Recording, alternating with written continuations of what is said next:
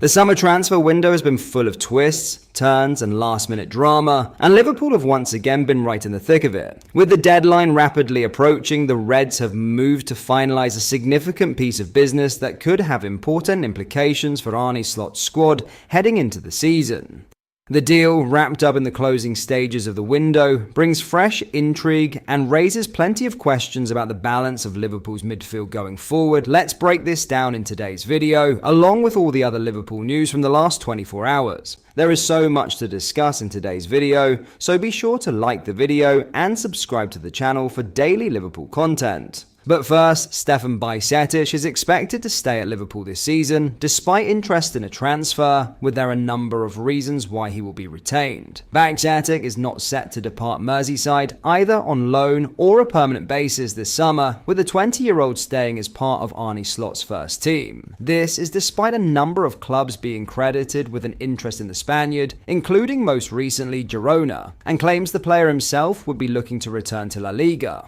The Times' Paul Joyce and the Mail's Lewis Steele have now both reported Liverpool's intention to keep Bajcetic. Part of their reasoning is Tyler Morton's move to Lyon, while the opportunity to send James McConnell on loan to Ajax has also reduced the deep-lying midfield options in Slot's wider squad. Furthermore, Bajcetic will be eligible as a club-trained player in the Champions League, which is particularly valuable in terms of registering a full 25-man senior group. In order to name 25 senior players in a Champions League squad, UEFA stipulate that 8 must be locally trained, and at least 4 of those club-trained. In other words, at the club for 3 years between the ages of 15 and 21. Another obvious factor is Liverpool's commitment to the midfielder's long-term fitness. Bajcetic is yet to fully recover after hamstring surgery in May, and allowing him to join another club on loan would bring its risks. If he stays as now expected, he can be carefully monitored at the AXA training centre while building up his training load with Slot's first-team squad. Then, upon his return to availability, Bajcetic could provide cover for Ryan Gravenberch in the number 6 role as the Reds fight on 4 fronts again this season. Slot could have 9 options for his 3 midfield roles when the transfer window closes on Monday night, though Alexis McAllister's fitness issues and the need for Dominik Szoboszlai to fill in at right back has shown how quickly that can change. There will be many who are encouraged by Liverpool's decision to hold on to Bajcetic for 2025/26, and his form in the second half of last season on loan at Las Palmas certainly makes him a player worth keeping an eye on.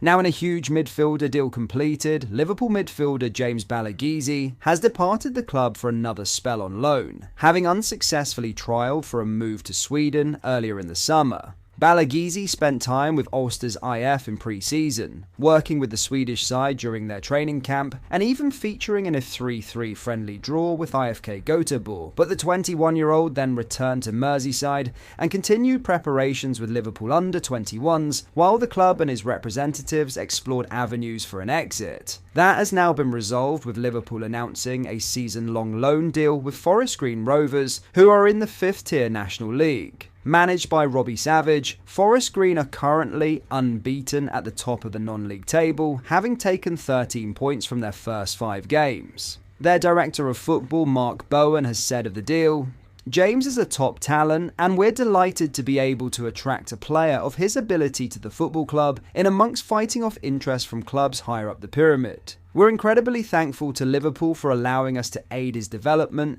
and add more quality to our squad here at FGR." Balaguese will wear the number 26 shirt and is set to be utilised in a variety of roles in Savage's midfield, but is arguably best used as a box-to-box midfielder. There had been high hopes for the ex-Man City youngster when he first broke through in the older age groups in Liverpool's academy. That included exposure to first-team training, but injuries blighted his opportunities of game time under Jurgen Klopp during pre-season. He did make the bench twice during the 2021/22 campaign, but did not feature in either of those cup ties against Norwich and Shrewsbury, and he has found himself restricted to the under-21 since. Balaguese has spent time on loan with Crawley, Wigan and Kilmarnock, though fitness issues also limited his appearances, meaning his progress has stalled in recent years. The move to Forest Green, who took goalkeeper Fabian Mrozek on loan from Liverpool in the second half of last season, should serve as an opportunity for the versatile youngster to push on. There is no suggestion of Balagizi having agreed a new deal with his parent club before heading to Gloucestershire, with it unclear when his current terms expire. In other news, Alexander Isak's desired move to Liverpool could develop once Newcastle sign one of their two required strikers, with a deal likely at lower than £150 million. With Isak digging his heels in over a departure from St James's Park this summer, Newcastle's position on the Swedes' future has weakened. However, the situation remains reliant on at least one new striker joining Eddie Howe's squad before any move is sanctioned for their number 14. There has long been confusing messaging around Isak's future, with Newcastle sources insisting he is not for sale, but also that, if he is, it would take a fee in the region of £150 million. But the Times' Martin Hardy and Paul Joyce have provided an update this week, suggesting that a package worth £130 million could be enough to reach an agreement. That would be inclusive of add-ons, with Liverpool's only official bid for Isak so far being a flat sum of £110 million.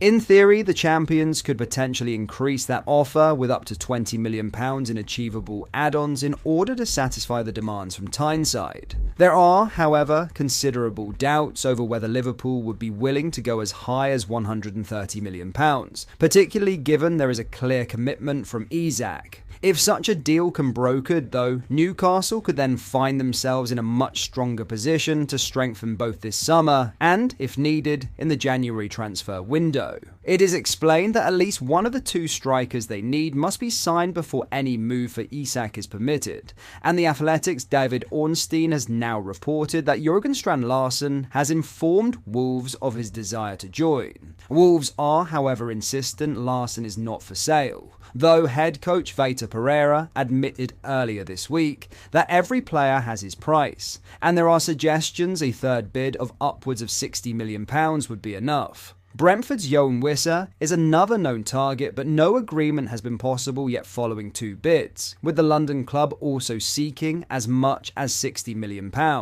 Clearly, the situation must move quickly in order for Isak to secure his switch to Anfield, with the transfer deadline set for 7 PM on Monday evening. But there is a sense that once the pieces start to fall into place, Newcastle will be more agreeable than they were when they received that £110 million bid on August 1st. But that is all for today's video. Thank you for watching. I hope you enjoyed. If you did, please drop a like on the video and subscribe to the channel for daily Liverpool content. We post all the latest Liverpool news every day, so join our fast growing community so you never miss out. Thank you. I'll see you in the next video.